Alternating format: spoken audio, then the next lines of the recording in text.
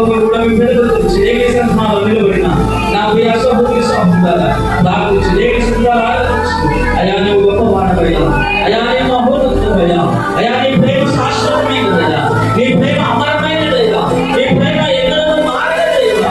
అయ్యా నీవు నీ అందరూ ప్రేమించినప్పటికీ, అయ్యా నేను ఒంటరి జీవితాన్ని జీవించినప్పటికీ అయ్యా నీ ఉదయం చిరకాలం ఉన్నామయ్యా. అయ్యా నీ ప్రేమ చూపుతుందయ్యా, అయ్యా చిరకాలం నా పట్ల నీ కనికరము చూపుతుందయ్యా అంటే ప్రార్థించుతా.